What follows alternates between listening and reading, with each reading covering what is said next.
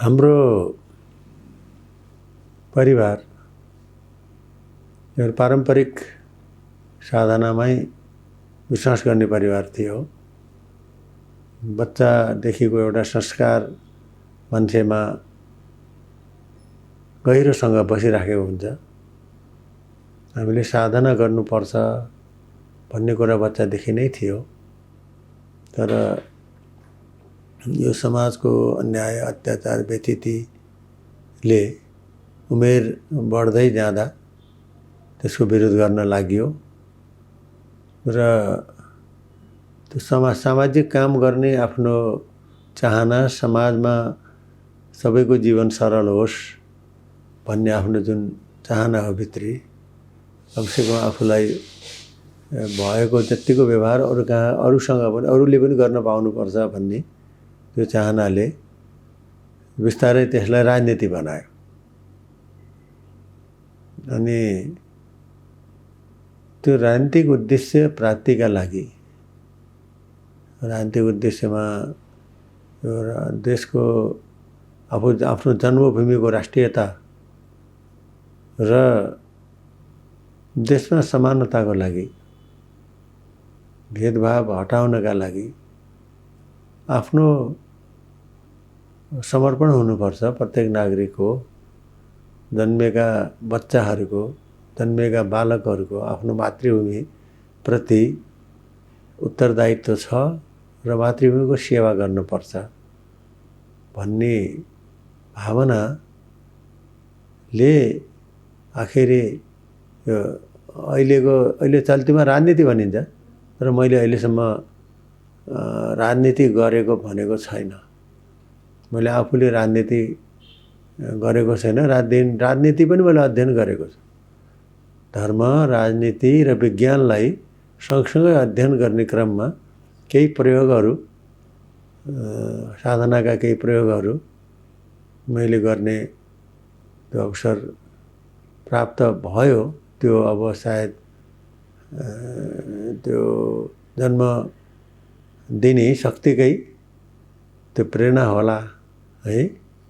त्यो आफूले मैले के हुन्छु भनेर आफूले हुन खोजेकै कुरा भइँदैन। यहाँ आफूलाई यहाँ यो भूमिमा जसले जन्मका लागि पठायो, आफ्नो विगतका कर्महरूले प्रेरित गरेर त्यो कहाँ के बनाउनु पर्ने छ त्यो उसको पनि खटन हुन्छ। त्यसबाट यहाँसम्म आइपुगेको छ। अध्ययन गर्ने सिलसिलामा म विज्ञानको विद्यार्थी भने त्यति बेला पनि एउटा डाक्टर बनेर गाउँमा बसेर गाउँकै जडीबुटीहरू, गाउँकै चाहिने हाम्रै कच्चा पदार्थहरूलाई औषधि मूलोमा प्रयोग गरेर गाउँलेहरूको सेवा गर्नुपर्छ। आफू जन्मभूमिको जन्मभूमिको बासिन्दाहरूको आफूलाई सालनाल गरेर, आफूलाई कोखमा राखेर हुर्काउने आमादेखि सालनाल गरेर, आफूलाई चाहिँ त्यो सालबाट छुट्याउने दाइ आमाहरूदेखि लिएर आफ्नो छरछिमेक, आफ्नो गाउँ टोल सबैको सेवा गर्नुपर्छ भन्ने एउटा मानसिकता थियो। हाम्रो पिताजी पनि अलिकता त्यो औषधि मूलको काम पनि गर्नुहुन्थ्यो, जडीबुटीको। त्यसबाट विद्यालय पढ्ने बेलामा एउटा डाक्टर बन्ने, एमबिबिएस डाक्टर बन्ने भन्ने एउटा सपनाले प्रेरित भएर म त्यति बेला 2027 सालमा यहाँ काठमाडौँको त्रिचन्द्र कलेजमा मेरो पिताजीले लिएर आएर यहाँ भर्ना गर्नुभएको थियो। त्यति बेला कलेजमा पनि यहाँ पनि अलिकता त्यो अन्याय अत्याचारको विरोध गर्ने, समाजमा समानता स्थापित हुनुपर्छ, राजनीतिक भाषामा राष्ट्रियता, प्रजातन्त्र, समाजवाद भन्ने यो बिपी कोइरालाको एउटा सिद्धान्त थियो। हामीले त्यति बेला पढ्यौँ। त्यसलाई धर्म, राजनीति र विज्ञानकै एउटा पाटो हो भन्ने लाग्यो। र पहिला एक किसिमले त्यो राजनीतिक रूपले नै प्रेरित भनौँ या जन्मभूमिप्रतिको समर्पित भावनाले, मातृशक्तिको समर्पित भावनाले नै त्यो कर्ममा त्यहाँ पुर्यायो वातावरणले। र विज्ञानको अध्ययन गरेकै कारणले गर्दाखेरि विज्ञानले आफूले प्रयोग गरेर सिद्ध भएका कुराहरूलाई मात्रै मान्ने हुन्छ। त्यसकारण त्यो आफूले प्रयोग थाहा पाएका कुरालाई आफूले प्रयोग गर्ने, त्यसलाई चाहिँ सिद्ध गरेर अगाडि बढ्ने सिलसिलामा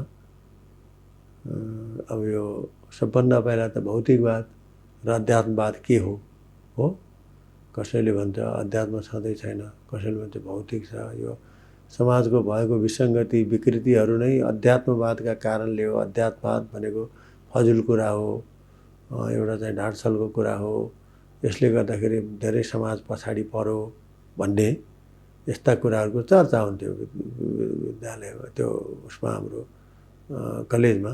त्यो विद्यालय कालदेखि नै पनि अलिकता यो विद्यार्थी सङ्गठनमा काम गरियो, त्यहीँदेखि नै अलिकता यो केही न केही गर्नुपर्छ र अगाडि यसको चाहिँ नेतृत्व गर्नुपर्छ। मैले यो काम गर्नका लागि यहाँ जन्म लिएको हो भन्ने भावनाले पहिले पारिवारिक वातावरणले हाम्रो पिताजीहरू हाम्रो परिवारको र हाम्रा छिमेकी अरू पाका पुरानाहरूले गरेको समाजसेवा अनि यो राजनीति यसबाट पनि प्रेरित बनाएको थियो।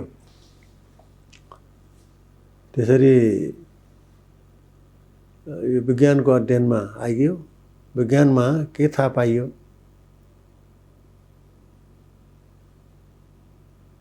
Systematic knowledge is science.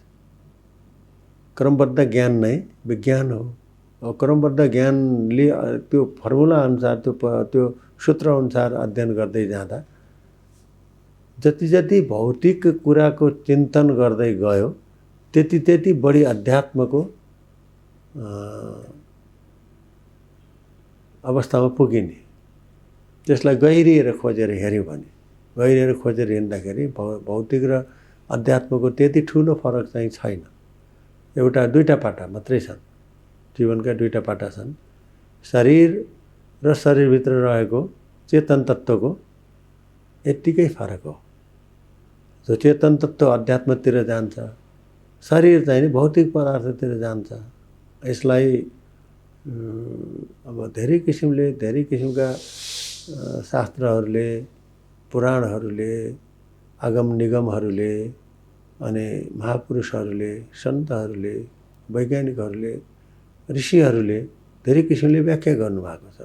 त्यो कुरा पछि पछि थाहा हुँदै आयो। जब खोज्दै जाँदाखेरि पछि थाहा हुँदै आयो। र एउटा कुरा के थाहा भयो भने धेरै पुस्तक पढ्नु पर्ने, धेरै ठाउँ डुल्नु पर्ने र धेरै ठाउँ भड्किन पर्ने भन्दा पनि आफूभित्र पुरा एकाग्र भएर आफूभित्र नियमित रूपमा एउटा चाहिँ सत्सङ्कल्प गरेर अगाडि बढ्नुपर्छ। सत्य सङ्कल्प गरेर प्रारम्भ गरेका हरेक कार्यहरू सिद्ध हुन्छन्। यम यम चिन्तयते कामः तम तम प्राप्नोति निश्चितम। त्यस किसिमले सुरु गरेका प्रत्येक काम अवश्य पनि निश्चित रूपले सफल हुन्छन्, प्राप्त हुन्छन् भन्ने हिसाबकै भावनाले एउटा सामान्य तरिकाले आफ्नो जीवनयापन गर्ने, एउटा मातृभूमिप्रति इमान्दार एउटा असल नागरिक हुने भन्ने उद्देश्यले सुरु गरेको प्रतिज्ञा। त्यसको क्रममा लामो समयको अन्तरालमा अब केही साधु सज्जनहरू, महापुरुषहरू, राजनीतिक नेताहरू सबैलाई भेट्दै जाँदा जीवनको सही बाटो के हो त, आफूभित्र आफूले खुसी प्राप्त गर्ने, आफूले खोजेको आनन्द प्राप्त गर्ने सही बाटो के हो त भनेर खोजी गर्दै जाँदा भौतिकबाट आनन्द आउन सक्दैन। भौतिक चिज भनेको क्षणिक छ, भौतिक आनन्द क्षणिक छ। यो अध्यात्म साधनाले मात्रै मान्छेलाई तृप्ति मिल्छ र अन्तिममा जो धर्म, अर्थ, काम, मोक्ष चार पुरुषार्थ भनिएको छ सनातन दर्शनमा, त्यो अन्तिम मोक्ष प्राप्त हुने पनि अध्यात्मकै बाटोबाट हो भनेर यसलाई जीवनलाई जति सरल गर्न सक्यो, जति यो समाजको सेवामय रूपमा आफू जन्मिएको, आफूलाई माया गरेको, आफूलाई चाहिँ हुर्काएको, आफूलाई संरक्षण दिएको समाजप्रति जति इमान्दार बन्दै गइन्छ र भित्रको खोजलाई अगाडि बढाइन्छ, त्यो नै साधनाको मार्गमा पुग्छ भन्ने एउटा विश्वास भयो। राजनीतिक एउटा यात्रा त्यो चाहिँ पछि मैले एउटा यो धर्म, राजनीति र विज्ञान तिनटै सही उद्देश्यका लागि, तिनटै एउटा त्रिभुजका तिनटा रेखा जस्तै अन्योन्याश्रित छन्। यिनीहरूलाई सम्यक रूपले प्रयोग गर्न सक्नुपर्छ, समन्वित रूपले प्रयोग गर्न सक्नुपर्छ र त्यो एउटा पनि पाटो नहुँदाखेरि अर्को पाटो अधुरो हुन्छ, त्यो एङ्गल हुन्छ। एउटा रेखा भएन भने त्रिभुज एङ्गल हुन्छ हो, अर्को रेखा भएन फेरि अर्कै किसिमको एङ्गल हुन्छ हो। दुईवटा झिक्ने बित्तिकै एउटा रेखा मात्रै हुन्छ, सरल रेखा हुन्छ हो। यस्तै गरी जीवन पूर्ण गर्नका लागि, सामाजिक जीवन पूर्ण गर्नका लागि धर्म, राजनीति र विज्ञानको समन्वित र सन्तुलित र सम्यक प्रयोग गरिनुपर्छ। त्यो त्रिभुजबाट, धर्म, राजनीति र विज्ञानको त्रिवेणीबाट अगाडि जाँदाखेरि मनमा आनन्द हुन्छ हो, अनि शरीरमा स्फूर्ति हुन्छ हो। र त्यसपछि के हुन्छ भने त्यसको त्यो निष्ठा, त्यही निष्ठा बन्छ, त्यो निष्ठाको निरन्तरता पनि बन्छ। निरन्तर बन्छ। आफूलाई जब आनन्द प्राप्त हुन्छ, अरूले देख्दा अप्ठ्यारो देखेको, दुःख मानेको काममा आफूलाई आनन्द आउँछ हो। अनि त्यसबाट कति मान्छेहरूले त्यसबाट माया गरेर कष्ट भयो, दुःख भयो, तपाईँले यस्तो नगर्नुहोस्, उ गर्नु भनेर सम्झाए पनि त्यो चाहिँ छोड्न मन लाग्दैन। तर के हुन्छ, त्यसको लागि निरन्तर साधनामा बस्नुपर्छ। नभएदेखि बाहिरको मान्छेहरूले, बाहिरको अर्थबुद्धि लगाउनेहरूले, बढी माया गर्नेहरूले भनेको कुरामा दिनभरि हो कि ठिकै होला कि जस्तो पनि लाग्यो। साँझको साधना बसेर आफूले आत्मचिन्तन गर्दाखेरि होइन मैले लिएकै बाटो सही छ भन्ने बनाउँछ र निरन्तर कर्मशील बनाउँछ। त्यसरी यो जीवन जिउनका लागि कुनै न कुनै काम गर्नुपर्छ हो। एक त जिउनका लागि काम गर्ने पनि होइन, मान्छे कुनै पनि प्राणी काम नगरिकन बस्नै सक्दैन। या त उसले असल काम गर्नु पर्यो, या त उसले खराब काम गर्नु पर्यो। निरन्तर सक्रिय हुनका लागि र काम गर्नका लागि यहाँ जन्म भएको छ। सहयज्ञ प्रजा सृष्ट्वा, कर्मसित सँगसँगै यहाँ चाहिँ यो प्राणीहरूको जन्म भएको छ, प्रजाको जन्म भएको छ। कर्म त कर्म त एक किसिमको प्राणै हो। त्यस कारणले यो विवेकयुक्त भएको हाम्रो चाहिँ जुन जीवन छ, त्यो विवेक सम्मत तरिकाले हामी कर्म गर्ने हो। अनि विधि निषेधको कुरा आउँछ, त्यहाँ के कर्म गर्ने, के कर्म नगर्ने हो, यी सम्पूर्ण कुरा हुन्छ। त्यो सबै आफूले आफूभित्र अनुभव गर्दै, आफूभित्र त्यसमा परीक्षण गर्दै अगाडि बढेपछि त्यहाँ कुनै बाधा व्यवधानहरू आउँदैन र आएका बाधा व्यवधानहरू पनि सहजै रूपमा अगाडि बढ्न सकिन्छ। चाहे त्यो बाहिर देख्नेले कसैले व्यापार गरेको होला, कसैले यो शिक्षण गरेको होला, शिक्षण पेसामा होला हो, कसैले उद्योग धन्दा गरेको होला, कसैले के गरेको होला, कसैले गाडी चलाएको होला, कोही गाडीमा चढेको होला हो, कसैले प्लेन चलाएको होला, कोही प्लेनमा चढेको होला। चाहे जुनसुकै व्यवसाय, जुनसुकै जीवन पद्धतिमा मान्छे छ भने पनि आफूभित्र फर्किएपछि, आफूभित्र फर्किएर त्यो व्यवहार गर्यो र मैले यो चेतन तत्त्वको आनन्दका लागि मात्र यी कामहरू मैले गर्नु परेको छ हो। म जस्ता यो चेतनाका पुतलाहरू प्रशस्त छन् हो, अरू पनि छन्, समाजमा मभन्दा फरक कोही छैन भन्ने भावना पुग्न सकिन्छ। र मैले कसरी यो चाहिँ एक अर्कोसँग मिल्ने, कसरी एक अर्कोलाई सहयोग गर्ने हो, कसरी एक अर्कोमा आनन्दित भएर बस्ने भन्ने अवस्थामा पुगिन्छ र जीवन जति सङ्कटहरू आउँदै जान्छन् त्यति आनन्दमय भएर जान्छ। र सबभन्दा पहिला यसका लागि आफ्नो स्वास्थ्यप्रति सजग हुनुपर्छ। स्वास्थ्य भनेको के हो? स्वास्थ्य भनेको आफूमा स्थित हुने हो। म के को लागि जन्मेँ, मेरो कर्तव्य के हो भन्ने कुरा सबभन्दा पहिला पत्ता लगाउनु पर्यो। मैले के काम गर्ने हो भन्ने थाहा पाएपछि मैले के खाने हो के नखाने हो, म कहाँ जाने हो कहाँ नजाने हो भन्ने कुरा त्यहाँ आफै उत्तरित हुन्छ। त्यसबाट आफै उत्तरहरू आउँछन् है। अनि सबभन्दा पहिला आफ्नो कर्तव्य बोध गर्नु पर्यो। कर्तव्य बोध गरिसकेपछि त्यसलाई शिक्षा भनौँ या चाहिँ दीक्षा भनौँ, हो कर्तव्य बोधको कुरा। त्यसपछि आफ्नो स्वास्थ्यप्रति सजग हुनु पर्यो। स्वास्थ्य भनेको शरीर र भित्रको जुन मानसिक अवस्था हो त्यसलाई त्यो आफ्नै पनमा स्थित गर्ने कुरालाई स्वास्थ्य भनिन्छ। बाहिर शरीर मोटोघाटो हुनु, शरीर टिल्लो हुनु, शरीर रसिलो देखिनु, फुस्री देखिनुसित पनि स्वास्थ्यको त्यति मतलब छैन। स्वतः स्थित, स्वस्थ आफैमा आफू स्थित हुनु, आफूले आफ्नो बोध गरेर आफ्नो बारे आफ्नो आचार संहिता आफै बनाएर त्यो आचार संहितामा रहेर स्थित हुनुलाई त्यसलाई स्वास्थ्य भनिन्छ। स्वास्थ्य पक्षी शिक्षा हो। शिक्षा र विद्यामा फरक छ हो। शिक्षा भनेको अरूले बताएको कुरालाई जान्ने हुने हो, अरूलाई पनि बताउन सक्ने हुने हो। विद्या भनेको आफूबारे जान्ने र आफू अनुभूतित हुने, आफू आनन्दित हुने र अरूलाई पनि त्यो आनन्द दिन सक्ने हुने। विद्याया मृतमश्नुते। त्यो विद्या प्राप्त भइसकेपछि कुनै पनि किसिमको बन्धनमा परिँदैन। मुक्ति, कुनै कुराको प्रश्नको उत्तर बाँकी नरहने, कुनै कुराको खाँचोको अवस्था नहुने र हरेकलाई दिन सकिने, हरेकलाई आनन्द दिन सकिने अवस्थामा पुग्ने कुरालाई यो विद्या भनिएको छ हो। ज्ञानको उपलब्धि भनेको छ, मुक्ति भनिएको छ। यो हाम्रो सनातन दर्शनमा यसरी छ। यद्यपि मेरो सनातन दर्शनको विषय होइन, मैले विद्यालयमा, कलेजहरूमा, विश्वविद्यालयमा पढ्दाखेरि म चाहिँ सनातन दर्शनको विद्यार्थी होइन, म त विज्ञानको विद्यार्थी भएँ।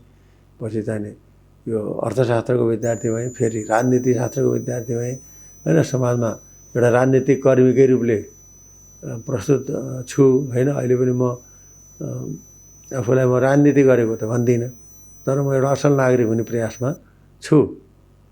र अब यो प्रसङ्ग हो, यो आध्यात्मिक यो हाम्रो चाहिँ आध्यात्मिक प्रसारण माध्यमबाट म राजनीतिक कुरा पनि धेरै गर्दिनँ। तर यो जुन चलन चल्तीमा चलेको जुन राजनीति छ त्यसलाई मैले चल्तीको राजनीति भनेको छु। राजनीति त सबैले गर्नुपर्छ। आचार संहिताको कुरा मैले अघि गरेँ। आचार संहिता नभइकन त न मान्छेको प्रगति हुन्छ, न समाजको हुन्छ, न परिवारको हुन्छ। त्यो आचार संहिता त्यसको नाम हो नीति हो। त्यो नीति हो। नीति मध्येको सबभन्दा राम्रो नीति कुन हुन्छ भन्दा राजनीति हुन्छ। राज खाँदाखेरि सबभन्दा मिठो के हुन्छ? राजभोग हुन्छ हो। बाटो सबभन्दा चिल्लो फराकिलो बाटो कुन हुन्छ? राजमार्ग हुन्छ हो। यो त संस्कृतिको विषय हो, संस्कृतिको भाषा हो त्यो। यहाँ त कतै राजा हुने नहुनेसित पनि भनेर जोडेका छन्, त्यस्तो होइन। राज भनेको सर्वश्रेष्ठ भन्ने अर्थमा, श्रेष्ठ भन्ने अर्थमा लिएको छ। र यसरी नीति प्रधान भयो भने त्यो चाहिँ सर्वश्रेष्ठ नीति हुन्छ, राजनीति हुन्छ।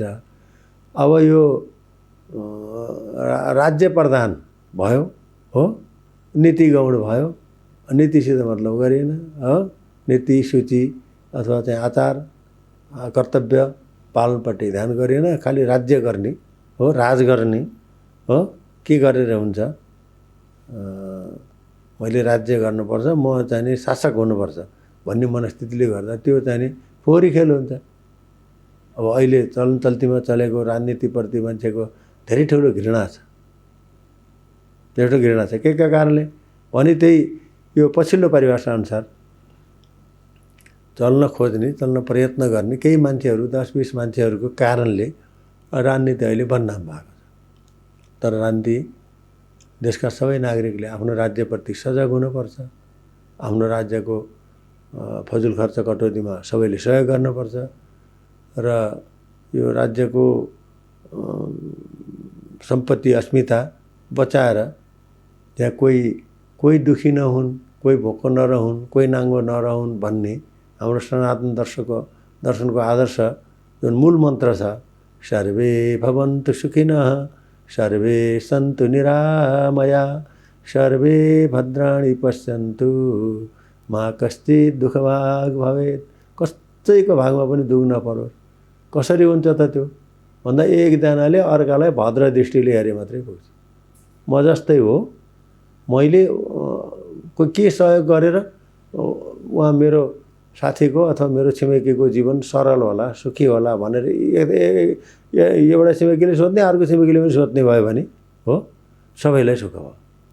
अब त्यसैलाई शोषणको दृष्टिले उसलाई कज्याएर मैले सुख पाउनुपर्छ भन्यो भने त्यति सबैले दुःख, फेरि आफूलाई दुःख अरूलाई दुःख हुन्छ भन्ने त्यो सर्वे भवन्तु सुखिनःको अवस्थामा पुग्नका लागि यसरी अगाडि बढ्नुपर्छ भन्ने भावना अनुसार नै काम गर्दै जाँदा जान्ने हुन गरेको होइन, गुरु हुन गरेको पनि होइन, अरूलाई अर्धी उपदेश गर्न गरेको भने आफ्नो आनन्द प्राप्तिको लागि आफ्नो कर्तव्य बोध गरेर आफ्नो साधना गरेर आफू कमसेकम यो जीवनमा जन्मिएपछि जाने दिन आनन्दसित जाने। ज्ञान मर्दछ हाँसेर रोई विज्ञान मर्दछ, होइन? जाने दिन हाँसेर जाने, रोएर आइयो, च्याँ गर्दै रोएर आइयो, जाने दिन हाँसेर जाने बाटो के हो त भनेर यी खोजी गर्दा गर्दा यो अवस्थामा छु अहिले। अब यसमा चाहिँ कुनै म त्यस कारण त्यति बढी मिडियामा यसरी धार्मिक चर्चाहरूमा गुरु बनेर प्रवचन दिनेका लागि पनि म जान्न। मैले आफूले सकेको, समाजले लाएको अराएको, आफूले देखेको काम चाहिँ गरिरहने, निरन्तर सक्रिय भइरहने हो। घरमा बस्दा घर काम गर्ने हो, मातापिताले आफ्नो मान्यजनहरूले अराएको काम गर्ने हो, समाज बस्दा समाजले अराएको काम गर्ने हो। यसरी एउटा आफ्नो आचार संहिता पालन गरेर सरासर अगाडि जाने कामको लागि हिँड्दा हिँड्दै यो भएको छ। यसमा विभिन्न प्रश्नहरू आउँछन् हो, त्यो गर्ने बाटो के हो त भन्ने छ हो। ज्ञान कर्म त्यसमा सबै कुरा छोडे भयो, अब त ज्ञानपट्टि लाए हुन्छ भन्ला कसैले हो। प्रश्न आउला त्यो बारेमा, त्यस्तो प्रश्न पनि आउँछ हो, होइन? भक्ति गरेर मजाले भजन गरेर भगवान् हिँडेपछि सबै कुरा भगवान्ले पुर्याउँछन्, होइन? अरू केही गर्न परेन भन्ने कुरो पनि आउँछ। ज्ञान भक्ति वैराग्यको सबै कुरा वैराग्य गरेर हेर्छन् भन्ने हुन्छ हो। अनेक किसिमका बाटाहरू छन्, अनेक किसिमका कुराहरू छन्। अनि कर्म त गर्नुपर्छ, कर्म नगरी हुन्न भन्ने एउटा बाटो छ हो। कर्मयोगको कुरो छ, ज्ञानयोगको कुरो छ, भक्तियोगको कुरो छ, अरू विभिन्न किसिमका कुराहरू छन्, होइन? तर त्यसमा त्यो के हो त भन्दा जतिसुकै कुरा गरे पनि शरीर माध्यम खलु धर्म साधनम। यो शरीर यहाँ आएपछि यो शरीरकै माध्यमले हरेक किसिमका साधनाहरू गर्ने हो। धर्म भन्ने परिभाषा पनि, धर्म भनेको टिकामाला लाउने, जप गर्ने, मन्दिरमा जाने, घन्टा बजाउनेहरू मात्रै धर्म चाहिँ होइन। धर्मको त्यो एउटा चरण हो, त्यो एउटा चरण हो। यो भर्याङका 100 सिँढी भएको एउटा भर्याङ छ भने पनि पहिलो सिँढी त टेक्नुपर्छ हो। एकैचोटि माथिल्लो 100 पुग्नेमा 99मा टेक्छु भनेर त टेकिँदैन, पहिलो सिँढीबाट जाने भन्ने हो। जस्तो पढ्दाखेरि देवनागरी पढ्दा क अबाट सुरु गर्नु पऱ्यो, कबाट सुरु गर्नु पऱ्यो हो। अङ्ग्रेजी पढ्दाखेरि एबाट सुरु गर्नु पऱ्यो हो। यसै गरी आफ्नो आफ्नो भाषाको लिपि हुन्छ। त्यस्तै साधनाको पनि यो लिपि अन्तर्गत यसरी गरिएका यी विषयहरू हुन्। त्यसपछि मन्त्र, तन्त्र, यन्त्र, होइन? यो अनेक किसिमका साधनाहरूको व्याख्या गरे बृहत ज्ञानको राशि, ज्ञानको भण्डार र खोज र अनुसन्धानबाट प्रमाणित भएका वेदका ऋचाहरू हो। वेदोखिलो धर्ममूलम, सम्पूर्ण कुराको त्यो धर्मको मूल चाहिँ वेद हो। त्यसो भने त्यो धर्म भनेकै के हो भन्ने कुरा आउँछ नि। धर्म भनेको के हो भन्ने कुरा आउँछ नि। धर्म भनेको कुनै नौलो कुरा होइन। धर्म भनेको हामी जुन कुरामा अडिएका छौँ, हाम्रो यो ब्रह्माण्ड जुन कुरामा अडिएको छ, एउटा शाश्वत नियम छ। अङ्ग्रेजीमा त्यसलाई युनिभर्सल ट्रुथ भन्छ हो, शाश्वत सत्य। त्यो शाश्वत सत्य छ। त्यो भोलि बिहान सूर्य उदाउँछन् भन्ने कुराको शाश्वत सत्य छ। कसैले जतिजनाले उदाउँछन् भने सूर्य उदाउँछन्। बादलले एकछिन सेक्न सक्ला, एकैछिन कसैले त्यसलाई अलिकति हलमा ल्याउन सक्ला, हलमा ल्याउन त सक्दैन। सूर्य उदय आएन भन्ला अँध्यारो कोठा राखेर सूर्य उदय आएन भन्नु सक्दैन। सूर्य त उदाउँछ, अँध्यारो कोठा हामी बसेमा सूर्य नुदाउनु त हुँदैन। त्यसकारण शाश्वत सत्य सूर्य, चन्द्र, पृथ्वी, अब सबै ताराहरू आफ्नो सम्पूर्ण नियममा, एउटा निश्चित नियममा चलेका छन्। यत्तिका पिण्डहरू छन् आकाशमा, यत्रो पिण्डहरूले अहिलेसम्म कतै दुर्घटना भएको छैन।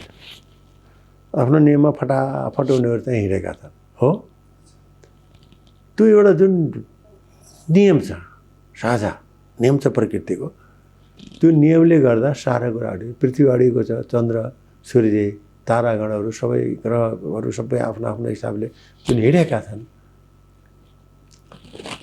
त्यो एउटा शाश्वत नियमको काम धर्म। धर्म ध्रियते विश्वमिति धर्म हो। जुन नियमले यो विश्व अडिएको छ, यो संसार अडिएको छ, पालिएको छ, पोषित भएको छ, निरन्तर यो चाहिँ चलिरहेको छ, यो नियमको नाम हो धर्म।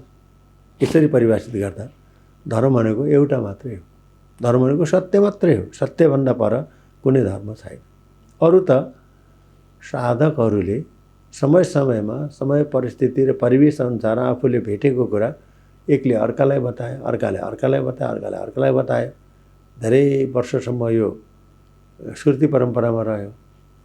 मुखले कानमा बताएर रह्यो। पछि आयो, छापाखानाको विकास भयो। हो, छाप्ने कुरा आयो, किताबको रूपमा आयो। हो, यसरी आयो वेद। वेद भनेको अनुभूति हो। वेद भनेको ज्ञान। वेद भनेको किताबमा लेखेको त्यो पाताहरू, ठेलीहरूलाई वेद होइन। वेद भनेको आफूले सुनेको, देखेको, जानेको कुरालाई अनुभव गरेर सत्य प्रमाणित गरेर हो रहेछ, हो यो कुरा हो भनेर आफूले भित्र अनुभव गरेको हो, प्रमाणित गरेको विषयलाई वेद भनिएको छ। त्यसरी वेदो खिलो धर्म, वेद आफूले प्रमाणित गरेर व्यवहार गर, रूढिवादी व्यवहार गर्ने होइन। हो अरे, हुन्छ अरे भनेर होइन, त्यो मान्दैन। अब सनातन दर्शनले त्यो कुरालाई मान्दैन। त्यस कारण यस अर्थमा सबभन्दा ठुलो वैज्ञानिक हो। र एक अर्कालाई, आफूलाई कष्ट हुने कुरा अरूसँग व्यवहार नगर।